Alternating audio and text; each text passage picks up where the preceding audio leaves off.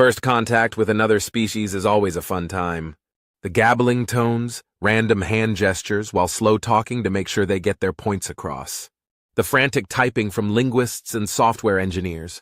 The random bouts of charades to convey a security threat or some other thing. It was serious business and seriously funny. I always had problems maintaining a straight face with all the strange behavior that came from the various meetings. This was an exception. The Solarian Confederacy, a species called humans that had only just left the cradle. And by that I mean sovereignty over only 2 of their local star systems, below the notice of most nations, even below the standards of pirates. It was unusual to find a species so early in development so naturally I had to come with. We spoke Galactic Standard. The humans themselves were an odd bunch. The first contact team they sent consisted of a menagerie of miners, engineers, craftsmen, and pipe layers rather than ambassadors, or some form of nobility. These creatures made me uneasy. I wasn't the only one who noticed. It wasn't the first time I encountered tradesmen and workers as first contact, but these creatures made me exceedingly cautious. Their eyes moved quickly. It was far too late I realized my first mistake, by inviting them onto our ship, as opposed to letting them be the hosts. A protocol we have since abandoned thanks to what we now know. The humans were doing the usual, translators typing away, hand gestures, finger movements, and a strangely adequate game of charades, all to gather the simple statement that we aren't here for a fight. The humans were extremely agitated the entire time, not in a violent or aggressive way, but rather their eyes were looking at anything and everything they could. They would stop mid-sentence, wander over to a panel, study it, then resume the conversation after an apology. Definitely abnormal behavior for anyone, let alone first contact people. When a door opened a little too quietly, they would kneel and look at the floor paneling and open or close it, watching it. They would ask permission to open panels to look at fuse boxes or piping. We thought nothing of it. We wrote it off as little more than a quirk of the species. Everyone has their quirks. Then the next negotiation came, and the diplomats didn't do that. The next time we saw them, we were on one of their ships about 6 months after. Their ships were small, utilitarian, very basic. Even their stations weren't designed for anything beyond standard crew operations for long-term missions rather than permanent habitation. We gave them all the details about factional border zones, pirate hideouts, trade routes, cargo lanes, and other things. But the entire time I couldn't help but feel like there was something strangely familiar. Not anything important, of course, but just a strange feeling of familiarity when looking at certain objects. The panel cover of a particular fuse box that had a particular pattern to it. Opening it up to see a fuse configuration that looked oddly familiar. The familiar swoosh of a sliding door that fit just a little bit too well. The sound of the actuators and pistons pushing out, and the all-too-familiar noise of ball-bearing joints hidden in a floor panel, muffled by fabric dust absorbers. The odd shape of a particular floor panel covering a walkway pipe network. Subtle things. Small things. Little things, tiny things, but still noticeable. After I went back to my own ship, the very same one the humans met us on that first time, and noticed. The pattern on the wall on the human ship looked suspiciously similar. I opened the fuse box and noticed a similarity. Uncanny similarity, only ours seemed more unjumbled, slightly more unkempt. It disgusted me for some reason. The fuses were looser. It seemed there could be more fusers in there. 8 in ours instead of 12 in the human's fuse box. I suddenly felt like a lot of important space was being wasted. I went through one of our doors and the familiar swoosh noise seemed too loud. As if the ball bearings weren't properly oiled enough, or the fabric dust collectors didn't dampen the noise enough. I took a look, removing the service panel on the floor. The door had 55 ball bearings on the underside that made it move, all of exact size but seemed to be more overused? It seemed like a louder, more pronounced swoosh than at the human ship. The door seemed ever so slightly slower than on the human's ship, the sealing and securing mechanism feeling like it took just ever so slightly longer to finish. The difference must have been less than a second between them, but I couldn't help but feel like it was different, slower. I moved about and opened an access panel to service the pipe network. The pipes seemed more discoordinated than I thought they were. Pipes crisscrossing here and there, then redirecting there and here. It seemed oddly jumbled. Inefficient. I thought about the human ship and passed by one of their technicians. I saw inside that pipe network and everything was strangely more organized. It was larger and less compact than ours, but it seemed more organized. Pipes spread not only on a lateral plane to one side, but other pipes and cables spread around a central point within the shaft. It seemed oddly more efficient. The same thing happened again. We moved past one of their ships in dry dock shortly after their own first contact, with our greatest rivals, the Imbakandi. That ship in the dry dock had an oddly familiar exhaust design, and the turrets on the top? Also strangely familiar. Definitely human design and make, but I couldn't shake that I was missing something. The flare of the flap and drag fins for atmospheric flight. The way the turret melded perfectly with the hull. The way the end caps on the engine flared slightly as they tested the fuel system. Something about humans' construction seemed strangely familiar. Not strange, but more efficient. Not stronger or sturdier by any means. They were still a full century behind the rest of the galaxy to be certain, but something about it made me feel uneasy. Like they were developing just a bit faster than normal, and somehow we were to blame. Somehow, just allowing humans to have a look around was making them slightly better. It took me far too damn long to actually figure it out. Far too goddamned long. To put it simply, humans were just starting out on the galactic stage.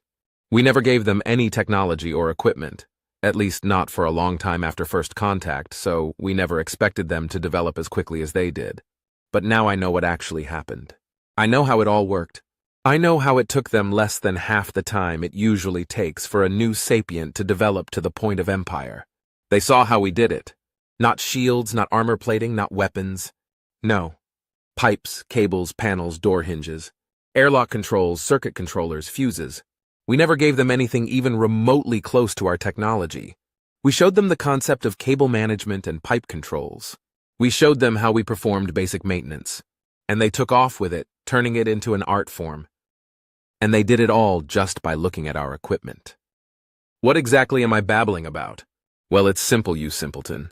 A ship or station is entirely dependent on its maintenance network. The blood vessels and heart of any ship is not its reactor or its crew. It's the several hundred miles of cables, pipes, circuits, and paneling to cover it all. Reactors are good and all, but how exactly are you going to get that power into your ship? Going to plug in an extension cord or something? No. Those cables have to be put somewhere, and maintenance corridors are where they go. You see, we gave the humans a glimpse at the most important thing for any starfaring species. The fundamentals. The foundations.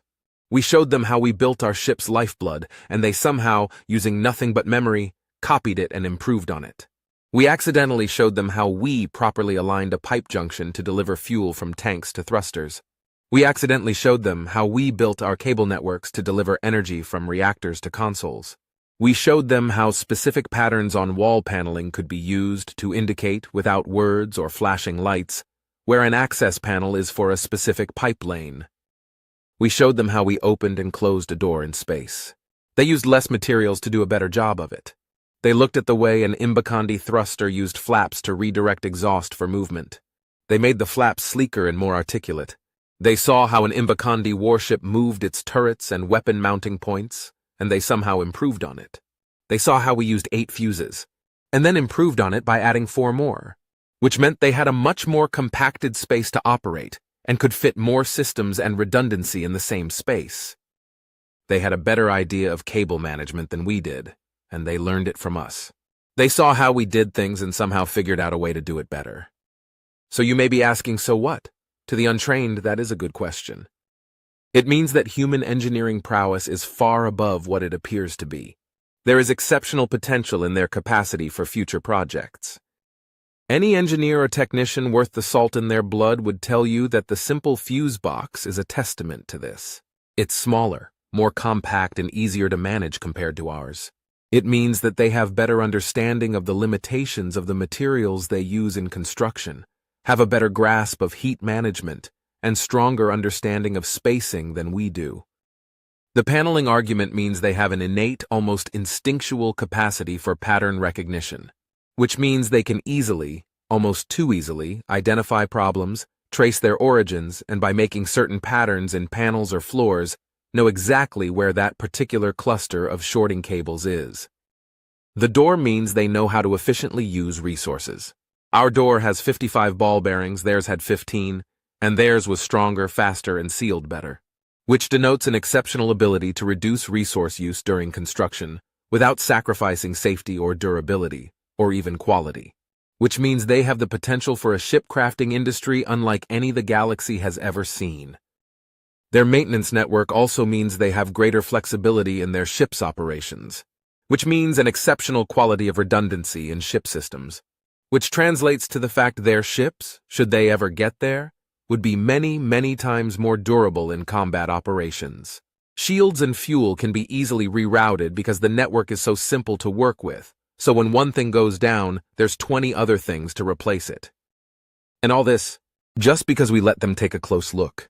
No taking anything apart, no removals, no salvage, no repurchased ships, no reverse engineering of any kind. They just took a look at how we did it and tried the same, only better. This is not a reason to be concerned. It's a reason to be jubilant. I'm not telling you this to be scared of humans. I'm telling you this so you can hurry up and start hiring them. Our ships are already the envy of galactic history due to strength, power, and size. Now picture, if you will, these same ships, but with the redundancies, the management, and planning that goes into this. Humans managed to do all this in one short year after first contact. One single year. The advancements they made shouldn't have been even slightly close to this point, and they have already started on manufacturing their first fully dedicated warship, using these same principles just with their weaponry. Think carefully.